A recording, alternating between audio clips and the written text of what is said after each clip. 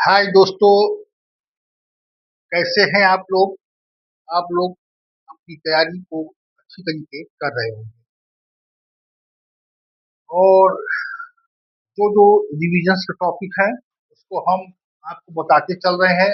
आज UP TET और CTET का एक बहुत ही महत्वपूर्ण टॉपिक है जो जीन पियाजे ने बच्चों के विकास से संबंधित जो सिद्धांत दिए थे उस पे हम थोड़ी चर्चा करना चाहेंगे। ठीक है, तो जो जीन पियाजे के सिद्धांत है उसकी जो पहली अवस्था होती है संवेदी गामक जो अवस्था होती है इसको के बारे में हम चर्चा करेंगे। ठीक है, तो इसका जो टॉपिक है आज का वो जीन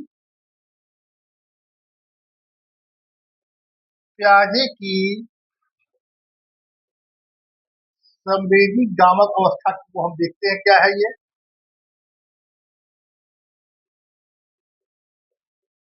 जो संवेदी गामक अवस्था होती है ये 0 से 2 वर्ष की आयु तक होती है। कितने से? 0 से 2 वर्ष की आयु तक होती है।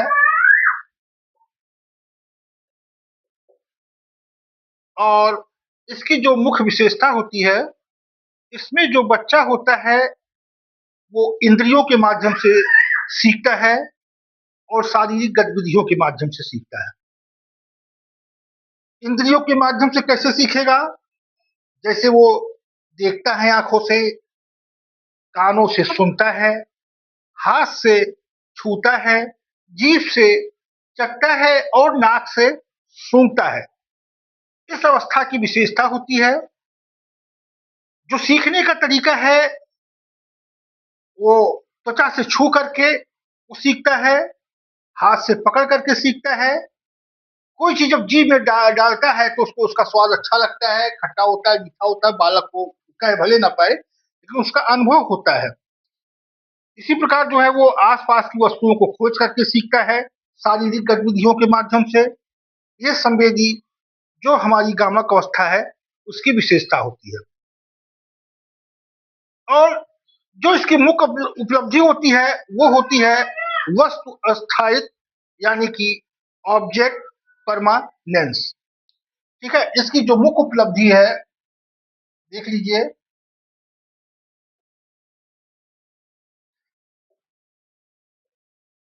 क्या है इसकी मुख्य उपलब्धि? वस्तु स्थायित्व।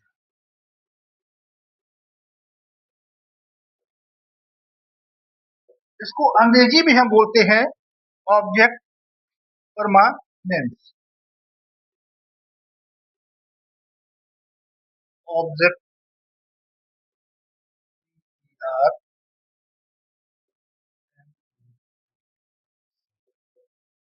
ठीक है। इसमें इससे हमारा मतलब क्या हुआ वस्तु स्थायित्व से? इसको हमको समझ लेना जरूरी है। इस अवस्था में जो बच्चा होता है वो समझने लगता है कि कोई वस्तु आंखों से ओझल अगर हो जाती है तो भी वह मौजूद रहती है। इससे क्या मतलब हुआ भाई? हम इसकी कैसे समझ सकते हैं? उदाहरण के लिए हम देखते हैं कि यदि कोई गेंद है उसको अगर हम पर्दे के पीछे छिपा देते हैं तो बच्चा पहले सोचता था कि गेंद क्या हो गई है, गायब हो गई है। लेकिन जैसे बच्चा थोड़ा थोड़ा बड़ा होता है और जब वो 8 से 12 महीने की उम्र का हो जाता है तो वो पर्दे के पीछे गेंद को खोजने लगता है। यही ऑब्जेक्ट हमारा परमानेंस है, यही वस्तु स्थायित्व है। दूसरे शब्दों में हम कह सकते हैं कि मान लिया कोई वस्तु ओझल हो जाए लेकिन वो वस्तु है तो बच्चा ये समझने लगता है कि वस्तु के ओझल होने पर भी वस्तु मौजूद रहती है। यही ऑब्जेक्ट परमानेंस है। जैसे कोई गेंद पीछे छिप जाए तो बच्चा पहले जो समझता था गेंद गायब हो गई है, लेकिन जब 8 से 12 महीने का बच्चा हो जाता है तो वो गेंद को खोजने लगता है। ठीक है, इसमें जो हमारी परीक्षा के लिए महत्वपूर्ण बिंदु है जो इसकी आयु है, जैसे बताया गया 0 से 2 वर्ष की इसकी आयु होती है और इसमें बच्चा इंद्रियों और क्रियाओं के माध्यम से सीखता है। इसकी मुख्य अवधारणा वस्तु स्थायित्व है, यानी ऑब्जेक्ट परमानेंस है। और ये इसमें जो भाषा का विकास होता है वो प्रारंभिक अवस्था में ही विकसित होना शुरू हो जाती है। जो भाषा होती है ये कब विकसित होगी? प्रारंभिक अवस्था में। ये भी संवेदी गामक अवस्था की विशेषता होती है। बहुत महत्वपूर्ण टॉपिक है, इसमें से क्वेश्चंस पूछे जाते हैं।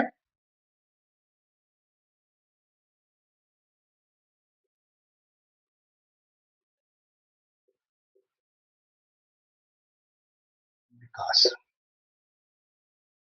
तो अगर इसमें जो क्वेश्चन बनता है कि पियाजे के अनुसार वस्तु स्थायित्व यानी ऑब्जेक्ट परमानेंस जो है, परमानेंस का विकास किस अवस्था में होता है? ये हमारा होता है संवेदी गामक अवस्था में होता है। ठीक है, वस्तु स्थायित्व का जो बोध होता है वो संवेदी गामक अवस्था में होता है। ये जीन पियाजे के अनुसार प्रथम अवस्था होती है। इसमें बच्चा इंद्रियों के माध्यम से सीखता है और करके सीखता है।